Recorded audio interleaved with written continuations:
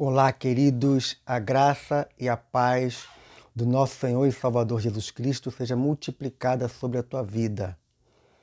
Quero desejar a você um dia abençoado, uma semana abençoada, que a glória do Senhor se multiplique, se manifeste sobre você. Deixa aqui um texto da palavra do Senhor, que está no livro de Atos, no capítulo 11, a partir do versículo 1, diz assim, ó: Aconteceu que os demais apóstolos irmãos que estavam na Judéia ouviram falar que os gentios também haviam recebido a palavra de Deus. Assim, quando Pedro subiu a Jerusalém, os que eram do partido dos crentes circuncisos o criticaram, argumentando: Entraste na casa dos homens incircuncisos e ainda comeste com eles. Queridos, já nessa época aqui, a gente observa que já havia partidarismo dentro da igreja. Aquelas pessoas que concordavam e deixavam de concordar de algumas coisas e deixavam as outras pessoas de lado.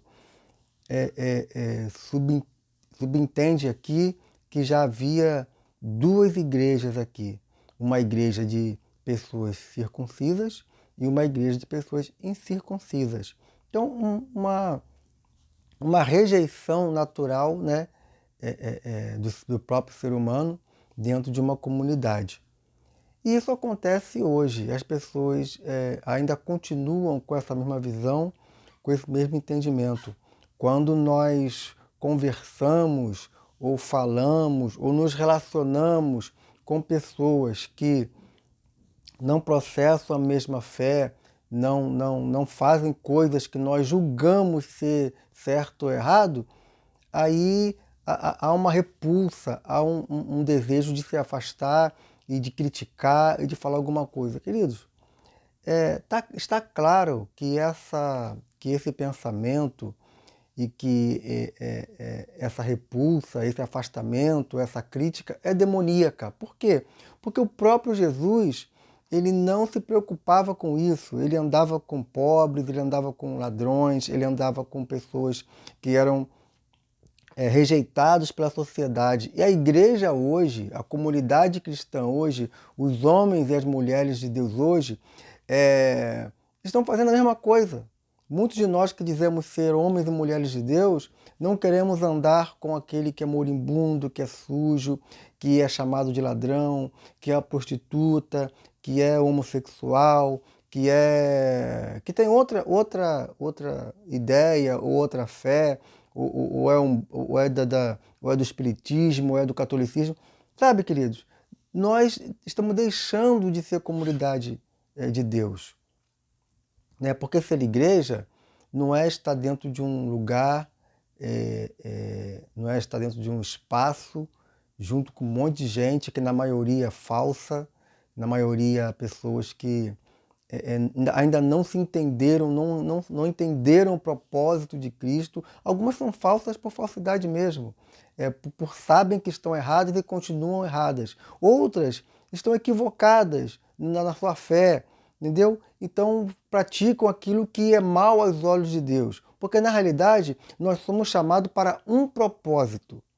Um propósito. O propósito não é fazer alguma coisa numa comunidade, não é estar numa comunidade, não é levantar a mão, não é bater palma, não é entregar o dízimo, nada disso. Tudo isso faz parte, mas o propósito é ser comunidade de Deus. Ser comunidade na comunidade, não é ser comunidade dentro de um templo, dentro de um lugar fechado, não. Porque muitos de nós estamos saindo de nossas casas, indo para algum lugar, para uma comunidade, para cantar e bater palma, mas a nossa vida no cotidiano não tem impactado a vida das pessoas, não tem impactado a vida dos seus vizinhos, não tem impactado a vida dos seus filhos. Querido, fique claro isso para você.